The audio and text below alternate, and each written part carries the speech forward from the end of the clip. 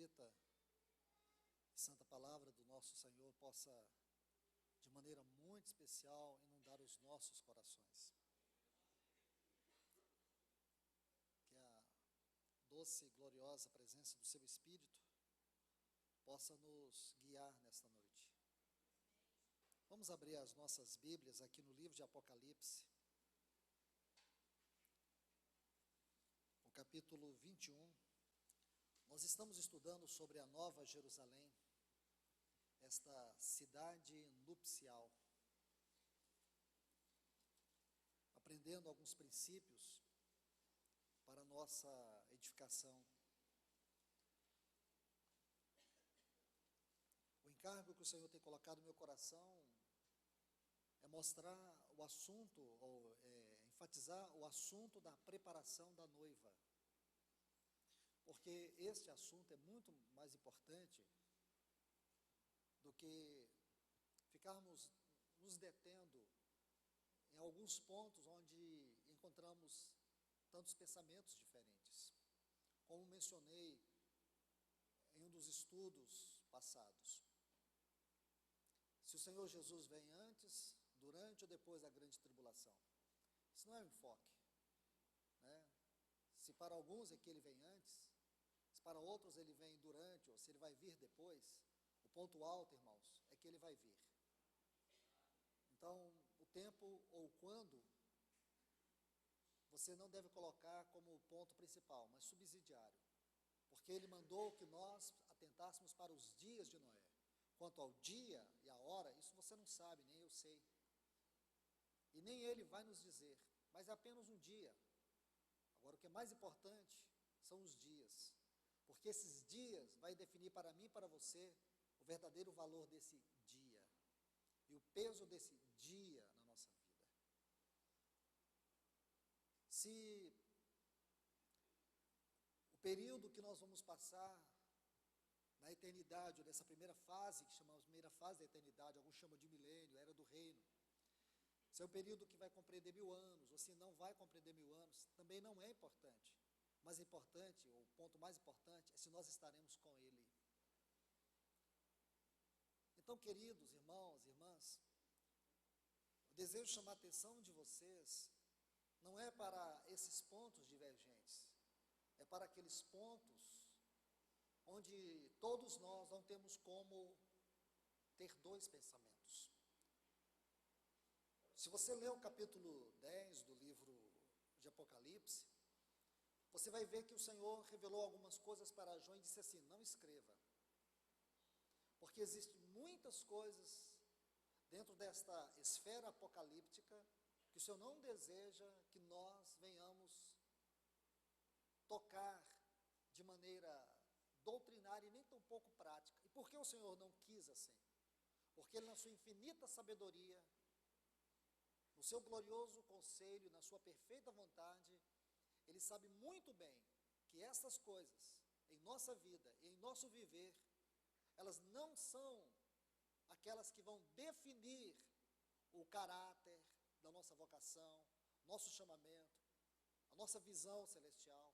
Essas coisas, elas podem, se não forem cuidadas, podem até prejudicar. O Senhor sabe o quanto dessas coisas poderiam trazer mais prejuízo do que benefício, por causa do coração humano, da mentalidade humana. Hoje, vendo o mundo como está, e vendo também a igreja como ela está, e como ela é hoje, como ela tem se tornado hoje, nós vemos por que o Senhor tem retido da igreja muitas bênçãos, tem impedido que muitas coisas, de maneira extraordinária, possa ser vivida pelo povo de Deus. Por que o Senhor tem feito isso? Até de uma maneira disciplinar, de uma maneira didática, como Ele trata conosco. Você vê quanto do Senhor tem derramado de graça, de misericórdia, de poder, ao longo da história.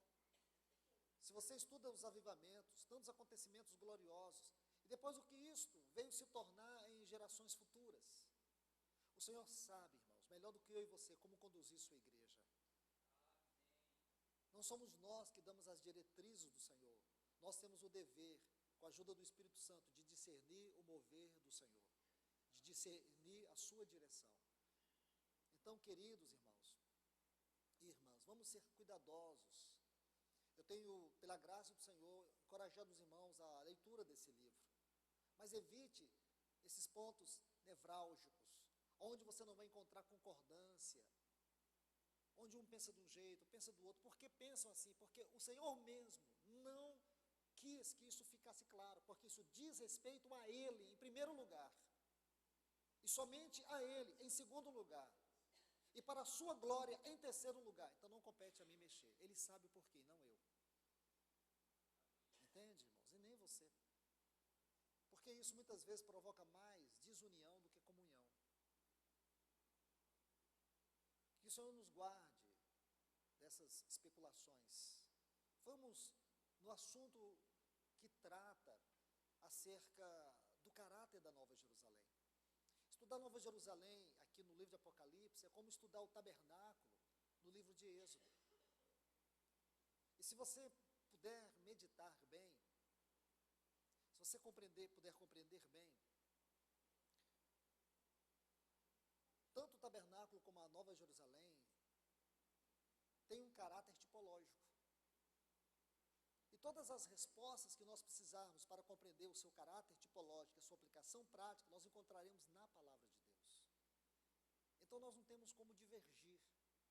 E isto é o que é importante. Eu tenho entendido, irmãos, e peço perdão ao Senhor por ter entendido tarde, por causa da minha própria fraqueza carnal, por causa da minha própria natureza humana, não ter podido discernir isso melhor. Mas o que eu percebo, irmãos, que a nossa maior carência é esta. Ao invés de ficarmos marcando, que é um outro ponto também divergente para muitos, o tempo da volta do Senhor. Nós temos que ser cuidadosos quando começamos a tratar daqueles acontecimentos sobre a volta do Senhor. Existe muita divergência. Vai para aquilo que é claro, é prático na palavra de Deus, vai te ajudar. Então, tem irmãos marcando a volta do Senhor. O mais importante para você agora não é pensar na volta do Senhor, é como você está agora para essa volta. É como você está, não é como será, é como você está. Como será, isso cabe ao Senhor. Quando será, está nas mãos dele. Agora, como você está para esse dia, eu creio que é muito importante você ter convicção, ter conhecimento, ter discernimento. Só o Senhor para nos ajudar, não é, irmãos? Só o Senhor para nos ajudar. Meus amados, vamos aqui no capítulo 21 do livro de Apocalipse. Vamos ler os versículos 2 e 3. Eu, João, vi a cidade santa, Nova Jerusalém, descer do céu da parte de Deus, preparada como uma noiva adornada para seu esposo. Ouvi uma grande voz procedente do trono que dizia: eis aqui o tabernáculo de Deus com os homens. Ele morará com eles. Eles serão seu povo. E Deus mesmo estará com eles, como seu Deus. Por favor, versículo 9. Veio então a mim um dos 7 anjos que tinham 7 taças, cheias dos últimos 7 flagelos, e falou comigo dizendo: vem aqui, e eu te mostrarei a noiva, a esposa do Cordeiro. Então nós já podemos ver alguns pontos importantes aqui, que esta santa cidade, a Nova Jerusalém, ela é uma noiva adornada para seu esposo, mas também é o tabernáculo de Deus com os homens. Vamos ler mais alguns textos, que é o assunto de hoje, para que possamos ver mais algumas questões. Versículo 18 e 19, por último, 21. O material do seu muro era de jaspe, porém a cidade era de ouro puro, semelhante ao cristal puro. E os fundamentos do muro da cidade estavam adornados com todo tipo de pedras preciosas. O primeiro fundamento é de jaspe, o segundo de safira, o terceiro esmeralda, aliás, o segundo de safiro, o terceiro de calcedônio, o quarto esmeralda, o quinto de sardônio, o sexto de sárdio, o sétimo crisólito, o oitavo berilo, o nono topázio, o décimo crisópraso, o undécimo de jacinto, o duodécimo de ametista. Agora aqui, as 12 portas eram 12 pérolas. Que lindo tudo isso, não é, irmãos? Vamos orar. Pai, no grande e poderoso nome do Teu Filho Jesus, é neste nome que nós estamos, e é neste nome que também oramos, pedindo que Teu Espírito possa, de maneira tão poderosa e graciosa, reinar nesse tempo aqui da Tua palavra. Reina sobre nós, Senhor. Manifesta a Tua graça, manifesta a Tua glória. Vem nos encorajar hoje a olhar só para Ti, Senhor, e ouvir só a Ti. Nos ajuda, Senhor. Nos ajuda. Guarda nosso coração de tudo aquilo, Senhor, que verdadeiramente não está envolvido com aquilo que Tu estás envolvido. Que nós possamos, Senhor, neste glorioso livro, entender Tua voz, perceber Teu Espírito e ver o quanto o Senhor quer, através deste livro, falar a nós. Pedimos a Tua ajuda e socorro, Espírito Santo. Venha sobre nós nesta noite, neste lugar. Em nome do Teu Filho Jesus. Amém. Quero colocar aqui para vocês 3 pontos, se possível for, acerca dos materiais da Nova Jerusalém.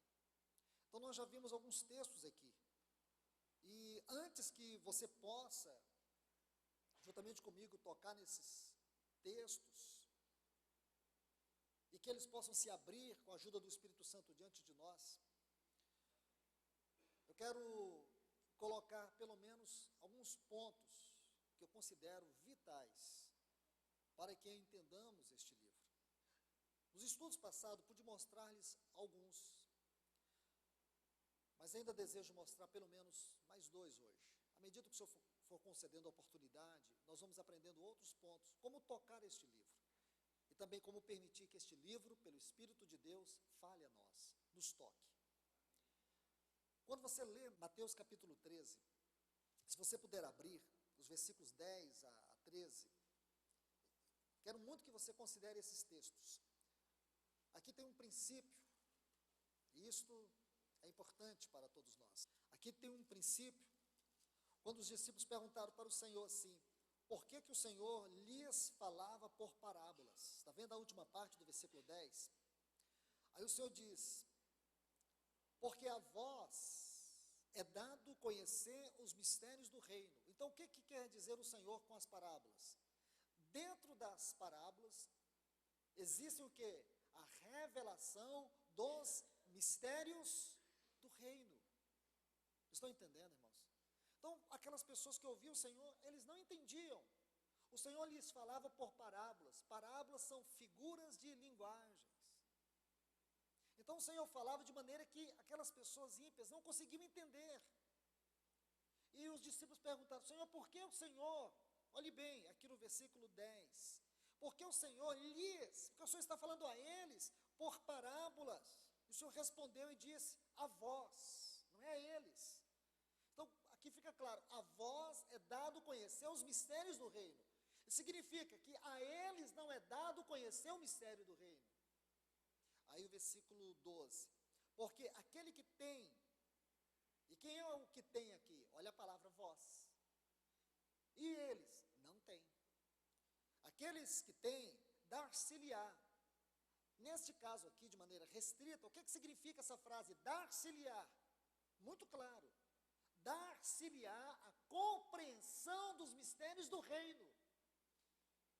De maneira restrita aqui, interpretando apenas nesse contexto. Aquele que tem, dar-se-lhe-á, e terá em abundância. Mas aquele que não tem, até aquilo que tem lhe será tirado. O que lhe será tirado? A capacidade de compreender a revelação dos mistérios do reino. Estão vendo, irmãos? Muito claro tudo isso. Da mesma maneira, quando nós lemos o livro de Apocalipse, e aqui você vai ver nesses textos, o primeiro princípio é que Deus, Ele é o Criador de todas as coisas. E na criação de Deus, ele criou o reino animal, mineral e vegetal. Deus, como criador de todas as coisas, do reino animal, mineral e vegetal, ele usa esses mesmos reinos para poder falar a nós. Ele usa o reino animal. Veja, por exemplo, a figura de Cristo como cordeiro. É uma forma de linguagem divina de falar para nós sobre a pureza do seu filho, a obediência do seu filho, a simplicidade do seu filho, a humildade do seu filho. Quando você pega, por exemplo, o reino vegetal, o Senhor diz que ele é a videira. Entende? Ele usa essas figuras, ele usa esses reinos. E aqui em Apocalipse você vê isso também. Por exemplo, quando o Senhor fala do reino mineral, ele vai falar das pedras preciosas. Essas formas de figura de linguagem são parábolas místicas que o Senhor nos fala. Então, o primeiro ponto que eu quero que vocês observem é esse de Mateus capítulo 13. As revelações espirituais do Senhor são dadas aos seus filhos. Somente os seus filhos, aqueles cujo coração foram habitados pelo Espírito de Deus, a esses é dado conhecer os mistérios da mente de Deus. E você sabe muito bem que Apocalipse é a revelação do pensamento e dos propósitos de Deus. Não é apenas a revelação, mas é a consumação. E o segundo ponto que eu quero que vocês observem é que Deus usa os elementos dos reinos, animal, mineral e vegetal, para nos falar de verdades espirituais. Graças ao Senhor pela maneira como Ele nos fala, e graças ao Senhor pela maneira como o Espírito nos revela a voz de Deus. Então voltemos aqui, por favor, para essa maravilhosa cidade. Essa não é uma cidade que nós vamos morar, não é. Se você acha que é isso, você está atropelando a revelação e a própria leitura da Bíblia. Não precisa revelar nada sobre isso. Primeiro que você vai ver que esta não é uma cidade onde nós vamos morar. Essa cidade tem a ver com aquilo que nós seremos, aquilo que será a composição, a obra-prima e mais elevada e consumada do Filho de Deus em nós. A Nova Jerusalém é a consumação máxima da obra de Deus. Não é a cidade onde nós vamos morar. Porque esta cidade, ela tem um caráter nupcial. Para Cristo, ela será uma noiva. Para o Pai, ela será um tabernáculo. Então não é uma cidade física. Mesmo que você olhe para ela e pense nela como cidade física, você estará redondamente enganado se pensar assim. Essa cidade, ela é uma parábola de Deus para nós. É uma parábola a qual Deus deseja revelar sua mente, revelar a glória da obra do seu Filho em nossa vida. E quando você pode tocar isto, você com absoluta certeza vai adorar a Deus por aquilo que Ele está trabalhando em você. Aqui se concentra as minúcias do trabalho de Cristo, no aspecto mais profundo em nossa vida.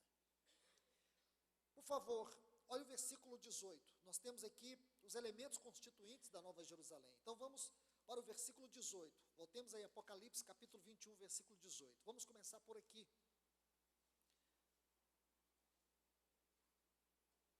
Diz: o material de seu muro era de jaspe. Esse é o primeiro ponto que eu quero que você note. Tem o texto que diz assim: a estrutura da cidade é de jaspe. Está vendo aí? A estrutura. Se você puder sublinhar essa palavra estrutura. Se você observa as melhores versões da Bíblia, aqui fala do material da construção do muro. Você sabe que esse muro, ele tem 12 fundamentos. Você se lembra? Diz aqui, a partir do versículo 19, tem 12 fundamentos. Se você olhar o versículo 14, vai dizer que cada um desses fundamentos está aqui, ó, Sobre eles estão os nomes dos 12 apóstolos do Cordeiro. Isso é um outro assunto, é um outro estudo, e não tem nada a ver com o que estaremos compartilhando e desfrutando agora. Então você lembra, os fundamentos dos muros são 12 fundamentos, e cada um fundamento é uma pedra preciosa. Mas aqui fala da estrutura do muro. Quando você estuda este termo estrutura, nos fala do material. O material visível, é como se você pudesse olhar essa parede. Suponhamos que esta parede venha simbolizar para nós aqui de maneira física aquilo que nós podemos ler de maneira espiritual aqui. Então aqui é como se fosse o muro descrito por João, aqui no capítulo 21. Então quando você olha para esse muro, a palavra estrutura define justamente o que você vê. O que você está vendo, o material usado, este é o sentido desta palavra estrutura, e o material usado, o material visível, aquilo que está sendo aparente. Porque quando eu olho para esta parede, eu vejo que ela foi feita de areia, de cimento, tem tijolos. Aqui nós podemos ver todo o material e também um acabamento de tinta. Esse termo estrutura abarca tudo isto, todo o material usado para poder compor este muro, para poder construir este muro. Mas nós estamos tratando de coisas espirituais, coisas muito mais profundas do que nós olharmos para uma parede como essa, porque essa parede é simplesmente uma mera ilustração daquilo que o Espírito quer nos dizer. Então o texto diz que a estrutura da cidade é de jaspe. E o que é o jaspe? Ora, se você estuda a pedra de jaspe hoje, você vai ver que ela é uma pedra opaca. Aqui fala de um jaspe cristalino, e uma coisa que você sabe que o jaspe não é cristalino. Então nós não temos muito o que buscar acerca desta pedra dentro desse contexto, de forma alguma. Quando você estuda os fundamentos, você sabe que o primeiro fundamento da muralha é de jaspe. Se você fizer o estudo, lá em Marcos capítulo 13, você vai descobrir que esse fundamento corresponde a Pedro. Aí sim, você vai ter que estudar essa pedra para você compreender o que é Pedro, e também estudar Pedro para compreender essa pedra, porque existe uma profunda relação de cada uma dessas pedras com os 12 apóstolos de Cristo Jesus. Então, queridos, aqui fala de um jaspe cristalino. E como nós vamos poder entender a mente do Espírito aqui, quando diz que a estrutura da muralha é de jaspe? Aqui no capítulo 4, no livro de Apocalipse, nós temos a resposta. Por favor, Apocalipse capítulo 4. Porque o jaspe é a parte mais importante para você entender essa estrutura.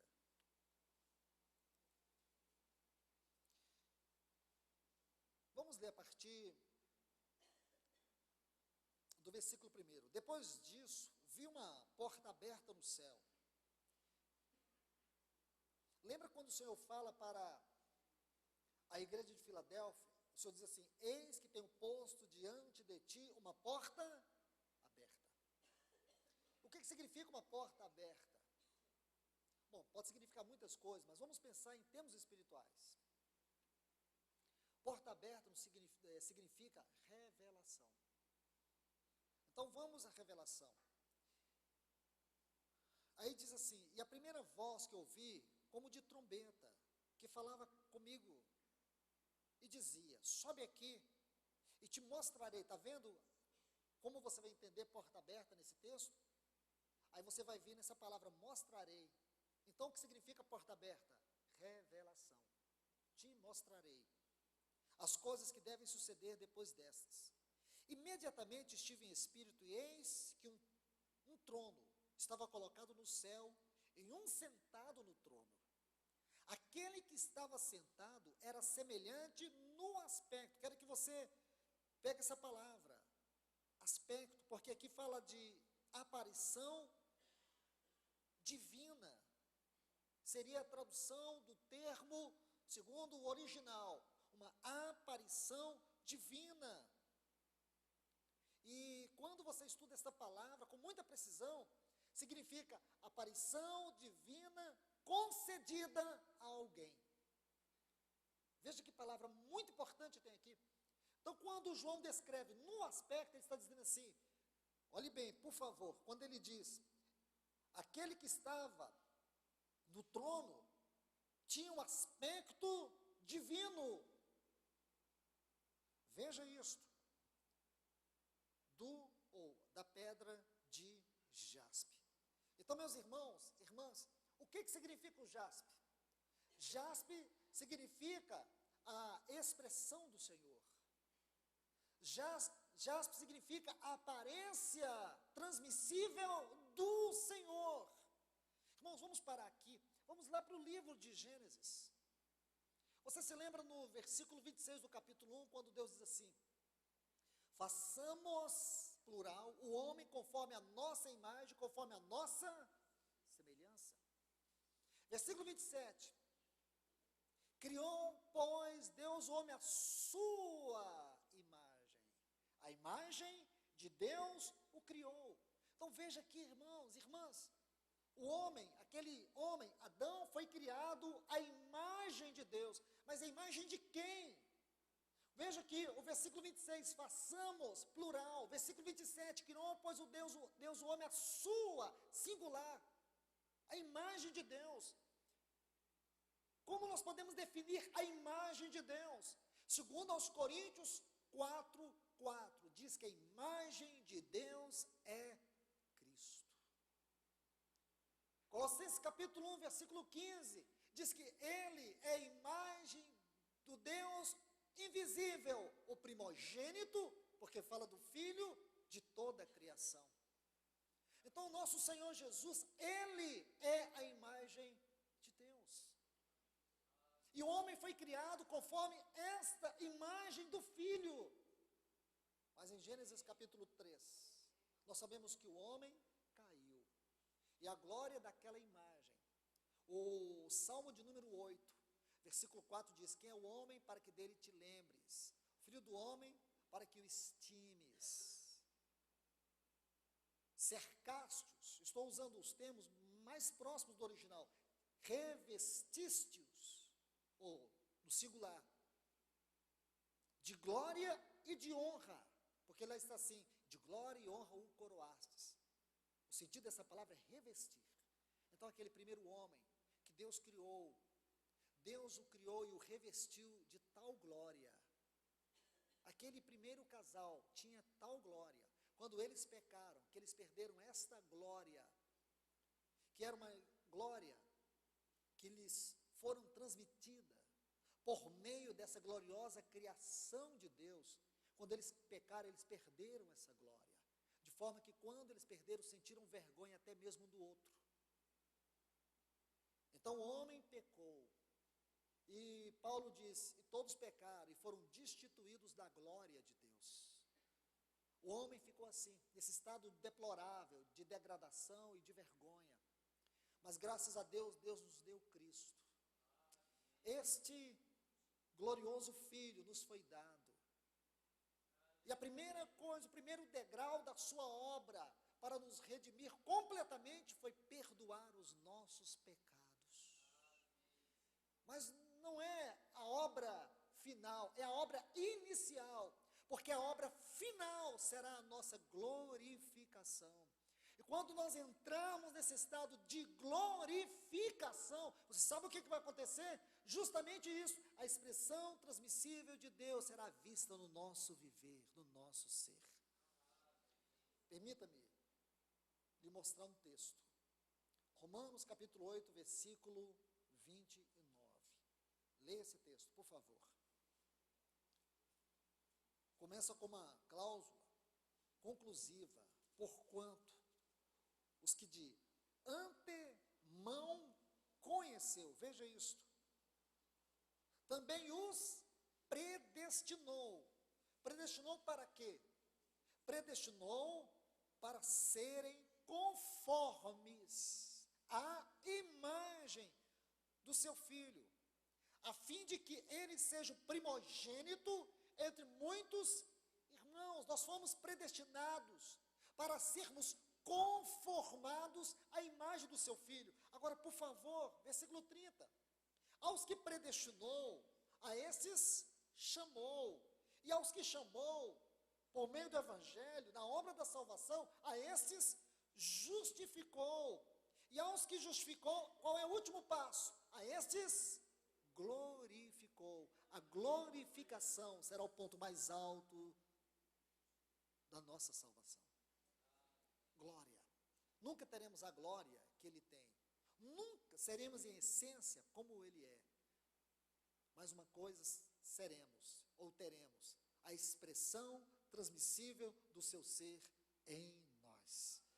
Essa é a primeira grandiosa lição que o Senhor está nos mostrando acerca desta muralha da Nova Jerusalém.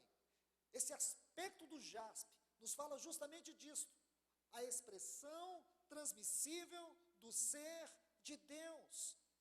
Essa maravilhosa conformação à imagem do Filho de Deus. Meus irmãos e irmãs, é isso que o Espírito Santo quer que nós vejamos aqui. Ainda no versículo 18, aqui do capítulo 21 de Apocalipse, diz: a cidade é de ouro puro. De acordo com a tipologia bíblica, o que nos fala o ouro? O ouro nos fala da glória e do caráter de Deus. As duas frases estão juntas, no mesmo assunto. A estrutura da cidade é de jaspe. Aí diz, a cidade é de ouro. A estrutura da cidade, que se você tem uma visão dessa, como João teve, você vai descrever a mesma coisa. Quando você olha para aquela cidade, sabe o que vai te chamar a atenção nela? O que irradia dela. Então, duas coisas chamaram a atenção de João. Aquela figura do jaspe cristalino. Essa pedra preciosa. E mais ainda, a cidade é de ouro. Então, ouro fala de quê? Da glória e do caráter de Deus. Do próprio ser de Deus, porque o caráter é o ser de Deus.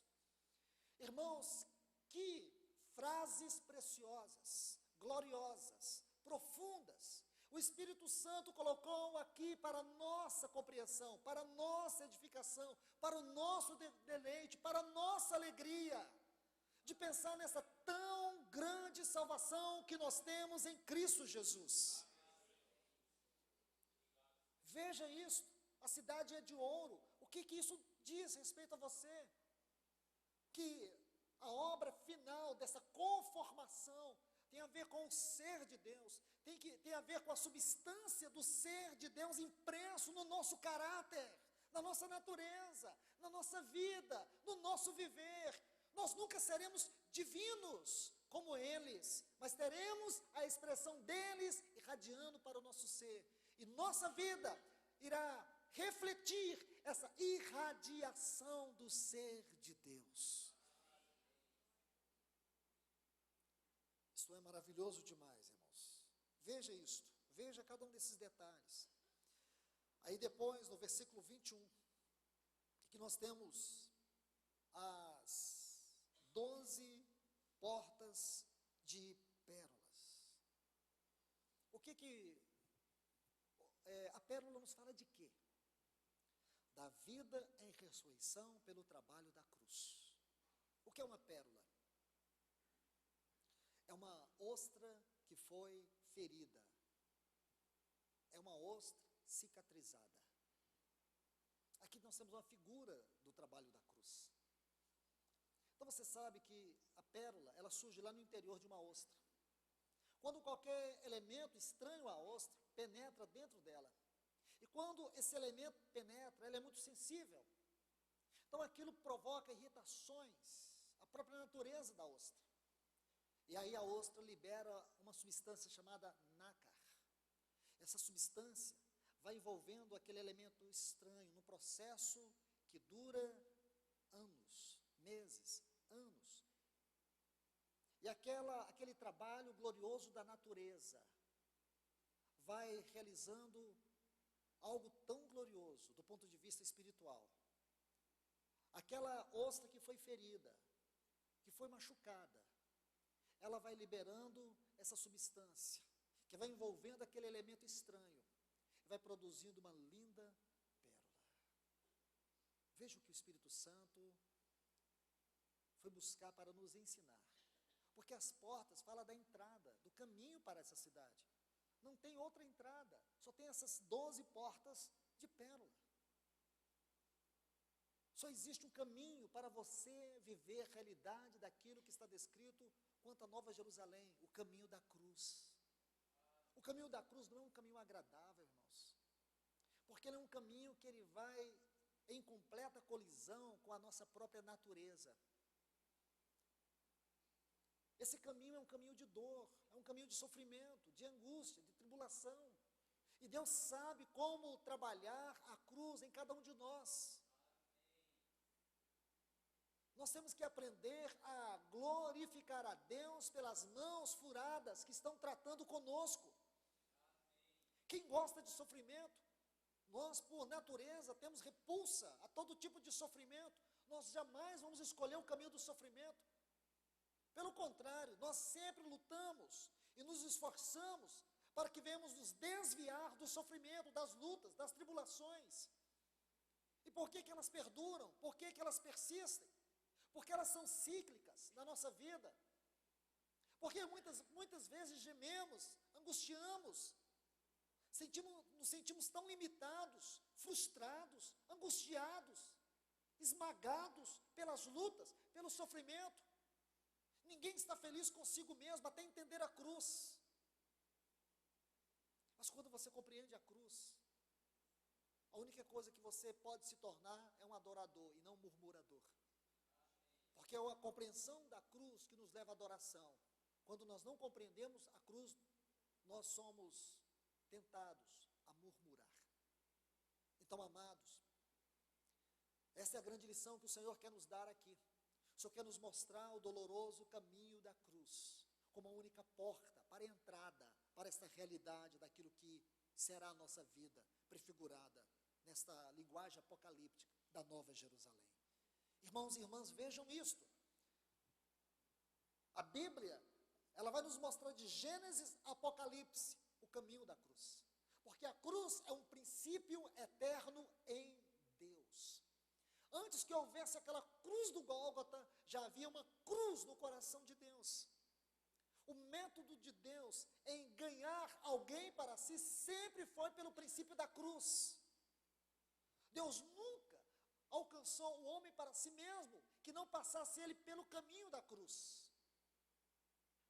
E quando você estuda toda a história da Bíblia, dos homens de Deus, se você puder fazer uma biografia de todos os homens admiráveis pela sua fé, pela maneira como o Senhor os ganhou, você vai concordar em uma coisa: Deus os conduziu pelo caminho da cruz. Às vezes você se entristece, às vezes você se desanima, porque você sempre sente que está faltando algo. Você sempre acha que a sua vida não está perfeita.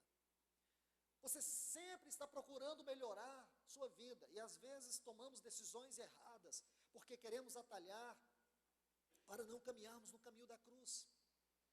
Às vezes temos atitudes erradas, porque não aceitamos a cruz. Porque a cruz nos esmaga, a cruz nos quebranta.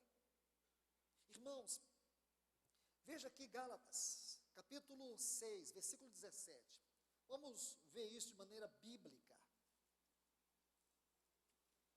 Epístola que Paulo escreveu aos Gálatas, capítulo 6 e o versículo 17. A última frase. Olha o que Paulo diz: desde agora ninguém me cause moléstias. Gálatas 6,17. Porque trago em meu corpo as marcas do Senhor Jesus. Gálatas, capítulo 6, versículo 17. Está vendo aqui? Ora, o que significa essas marcas do Senhor Jesus? Simples demais. Se você observar, o versículo 11 é o início do contexto dessa frase, ou desse texto.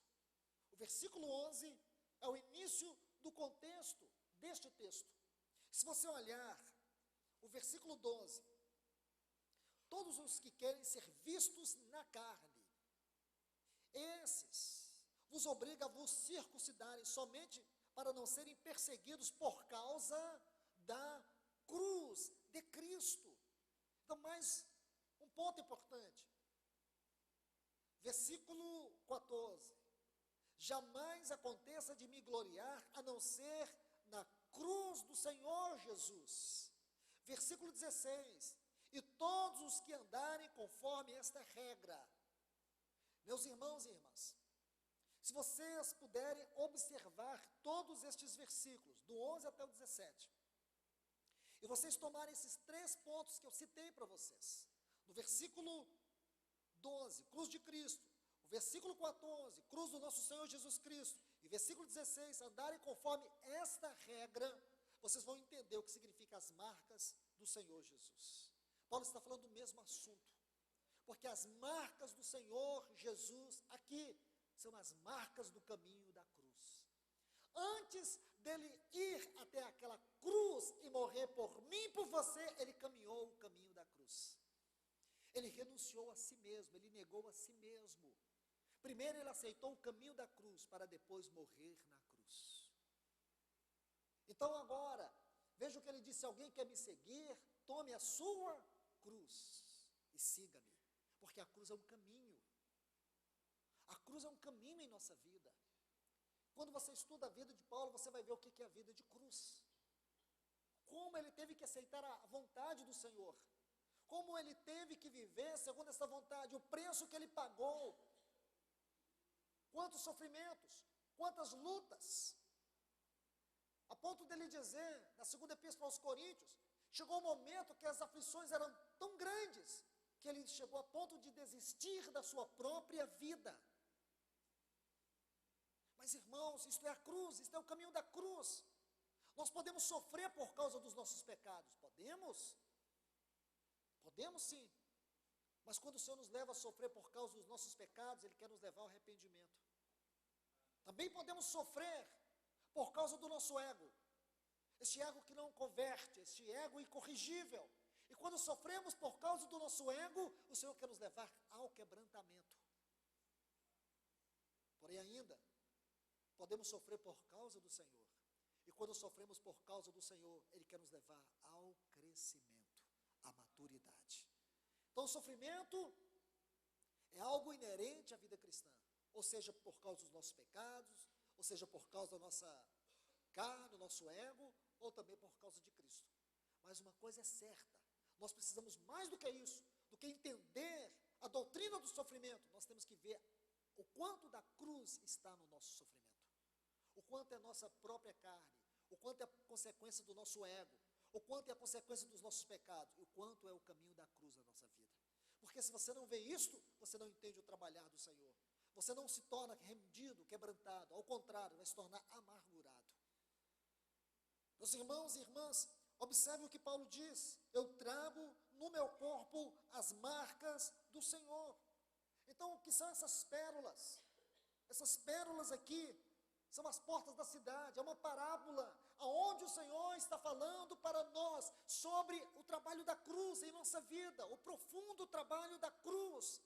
E somente através desse trabalho, dessa obra da cruz, é que nós podemos um dia ser esta cidade, esse tabernáculo, essa noiva celestial, adornada para o seu esposo. Você não pode ignorar o trabalho da cruz. Meus irmãos e irmãs, permita-me citar um exemplo para vocês, acerca do doloroso e esmagador trabalho da cruz na nossa natureza. Você pode estudar a história de todos os homens de Deus na sua palavra, e você vai encontrar a cruz. Não tem como você tirar a cruz da Bíblia. Se você tirar a cruz da Bíblia, você perde o caminho de Deus. Você perde a obra de Deus sobre aqueles os quais Ele chama para si. A Bíblia vai ficar um vazio muito grande, sem sentido algum. Nós vamos perder a visão dessa nova cidade, não vamos encontrar nenhum sentido estar lendo sobre essas portas de pérolas. Então aqui nós temos uma lição tão gloriosa, a vida de ressurreição como obra do trabalho da cruz. Porque a vida de ressurreição é a vida mais elevada, é a vida indestrutível, é a vida de glória. A vida de ressurreição é a vida de Deus que nós recebemos mediante o nosso Senhor Jesus. E por causa desta vida, eu e você podemos dizer que a eternidade já está dentro de nós. Então, queridos irmãos e irmãs, abra sua Bíblia em 2 Samuel, capítulo 24, por favor. O versículo 24 tem umas palavras de Davi tão impressionantes. O rei disse a Araúna: não, mas pelo devido preço comprarei, porque não oferecerei ao Senhor, meu Deus, holocaustos, que não me custe nada. São palavras lindas. Você lê esse texto, você fica maravilhado. Mas você sabe todo o contexto desse texto? Precisamos saber. Porque eu creio que no momento que nós soubermos o significado dessas palavras, vão trazer-nos uma revelação muito mais gloriosa da cruz operando na vida de Davi. Aqui Davi está num dos melhores momentos do seu reino. Parece que era um momento de grande prosperidade. Davi estava muito tranquilo, aparentemente. Tudo conspirava a favor dele. E ele pede para que fosse feito um censo em Israel. Então você tem que voltar, porque, por favor, irmãos, quando você volta, os versículos 1 até o 9, você vai ler sobre esse censo. Aí no 10, diz assim: depois que Davi fez o censo do povo, seu coração pesou. Está vendo aqui? Sabe o que significa esta palavra pesou no hebraico? Mortalmente ferido. Davi sentiu o seu coração mortalmente ferido. Ele sentiu que o seu coração foi golpeado de morte. Então, alguma coisa séria. Irmãos e irmãs, preste atenção nisso. Isso desagradou a Deus de maneira profunda. Porque por detrás desse censo estava um coração megalomaníaco. O que levou Davi a fazer este censo não era simplesmente saber quantas pessoas tinha Israel, mas para poder mostrar para si mesmo e para os outros a extensão do seu reino. É como se ele estivesse querendo colocar o seu retrato na história, ofuscando a glória de Deus. Davi era simplesmente um mero servo, o menor da casa do seu pai. Ele não podia esconder essa história. Poder mostrar o tamanho do seu reino, a glória do seu reino, era ofuscar a glória de Deus no seu reino. Porque se Davi era rei, é porque lá no trono tinha o rei dos reis. E a glória desse rei não poderia ser ofuscada por Davi. O tamanho de Israel é o que menos interessava, era a grandeza de Deus que Davi deveria sempre olhar. Ele deveria colocar toda a sua confiança, não era na extensão do seu reino. Porque vocês sabem muito bem, se vocês estudarem a história de Israel nesse tempo, você vai chegar à conclusão. Primeiro, nunca na história do povo de Israel, eles chegaram a ter dimensões territoriais que eles tiveram nesse tempo. Nunca o reino de Israel esteve tão seguro, tão próspero. As nações temiam a nação de Israel. Vou te contar algo. Nesse tempo, a nação de Israel era uma das maiores potências mundial. Nenhum reino se atreveria a se levantar contra a nação de Israel, porque todos os reinos que se levantaram contra Israel, nesses 40 anos de reinado de Davi, Deus colocou por terra. Então Davi não poderia esquecer do braço do Senhor, da força do Senhor. Então quando ele faz isto, ele estava tentando como que ofuscar a glória de Deus. E sabe o que aconteceu? Os textos seguintes vai nos mostrar o que aconteceu. Pesou o coração. Diz que depois de tudo isso ele sentiu seu coração mortalmente ferido. E disse Davi ao Senhor: eu agora pequei gravemente por ter feito isto. Mas agora, Senhor, rogo-te que tires o pecado de teu servo, porque eu agi, a palavra que a tradução é loucamente, eu agi como louco. Aí, você vai ver que logo em seguida, entra um profeta chamado Gade. Esse profeta traz de Deus uma palavra. A palavra continha 3 temas, bem objetiva, porém muito dolorosa. Aí diz assim, Deus: veio, pois, Gade a Davi e lhe fez saber, e lhe disse: queres que te venham 7 anos de fome em tua terra, ou que fuja por 3 meses diante de seus inimigos, e que eles te persigam, ou que por 3 dias haja peste em tua terra? Delibera agora. Sabe o que Gade diz? Fale agora rapidamente o que você quer. Sabe o que a Bíblia diz? Olha o versículo 14. Davi disse a Gade: em grande angústia estou, cai agora na mão do Senhor, porque suas misericórdias são muitas, mas não caia eu nas mãos dos homens. Interessante isso, porque essa alternativa não estava na palavra, na mensagem profética de Gade. Só tinha 3, não tinha a 4. Mas Davi, com seu coração quebrantado, ele disse: não importa o que vai acontecer, importa que eu quero cair nas mãos de Deus, e não nas mãos dos homens. O texto está claro. Essa 4ª alternativa não tinha, mas ele diz: não importa, agora eu quero cair. É como se ele dissesse: eu sei o que vai acontecer, aconteça o que acontecer, eu confio nas misericordiosas e soberanas mãos de Deus. Está vendo, irmãos?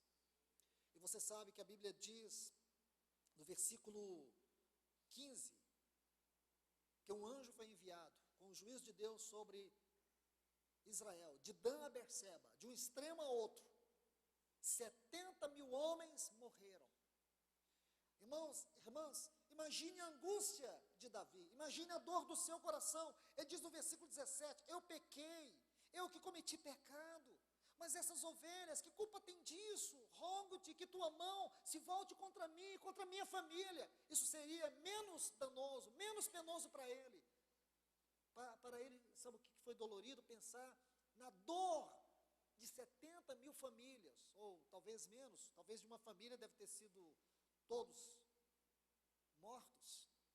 Mas imagine o quanto isso pesou no coração dele. Ele se sentiu tão esmagado por ver a consequência do seu próprio pecado, porque ele feriu o trono de Deus. Foi algo gravíssimo. Ele pecou contra o governo e contra a glória de Deus.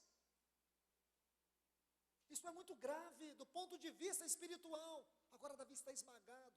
Irmãos, isso poderia ter tornado Davi um homem frustrado, um homem amargurado, porque o seu coração estava despedaçado.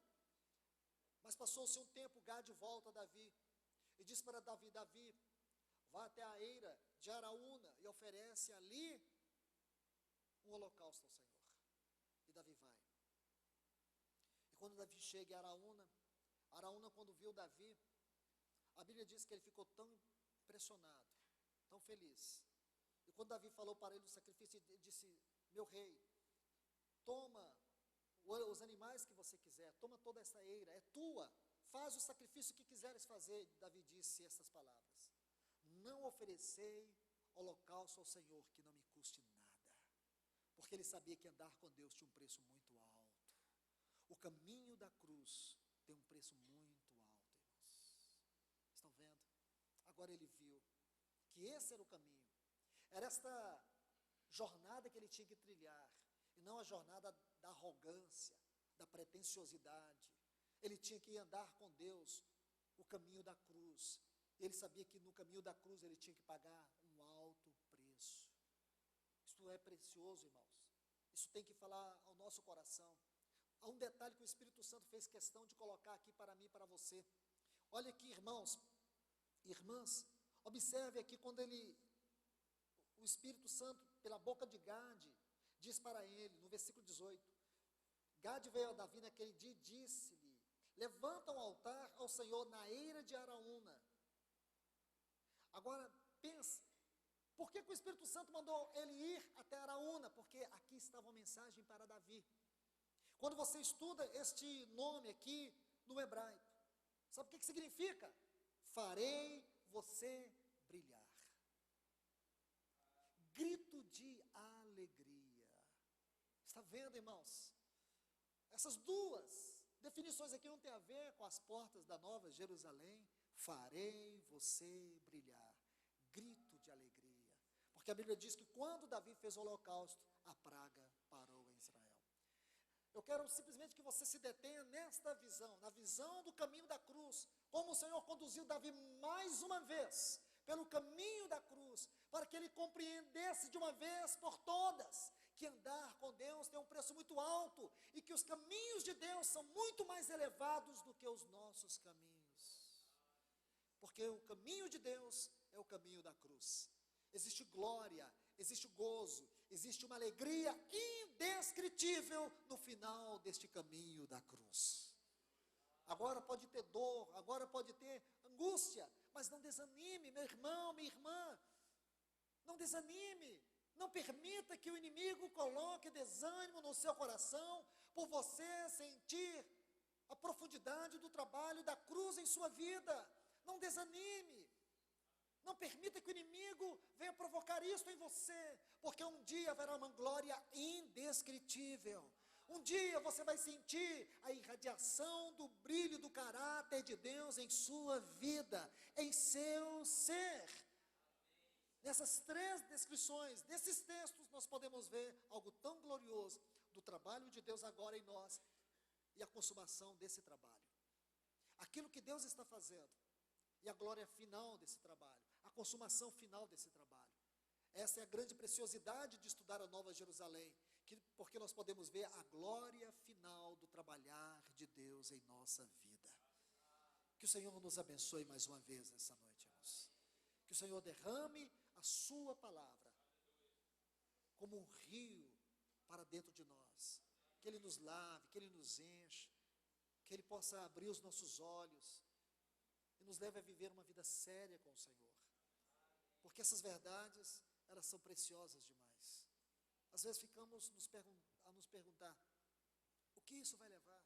Até onde isso vai chegar? Qual será o final de tudo isso? Eu vejo que aqui está o segredo de estudar Nova Jerusalém, porque agora nós podemos ver o que vai acontecer conosco. Como que nós vamos viver? Agora não são linguagens figuradas, porque a figura nos leva à linguagem real, do que realmente vai acontecer comigo e com você. Esse corpo de pecado, esse corpo cheio de fragilidade, esse corpo tão debilitado, um dia ele receberá a expressão do Senhor na sua vida. Porque nós seremos o santuário dele, nós seremos o lugar da habitação dele, nós seremos as moradas do Altíssimo, irmãos. Nós seremos a noiva do Cordeiro, aquela que com ele se tornará uma só carne eternamente. Que figura gloriosa o Senhor nos dá, que figura preciosa o Senhor nos dá. Então, irmãos, nós temos que nos alegrar diante disso. Nós temos que pedir o Espírito Santo para nos ajudar a viver tal vida, vida de santidade, vida de profunda santidade. Tire da sua vida, meu irmão, tudo aquilo que impede o trabalho do Espírito. Tire, crie repulsa por tudo aquilo que está retardando o trabalho do Espírito em você.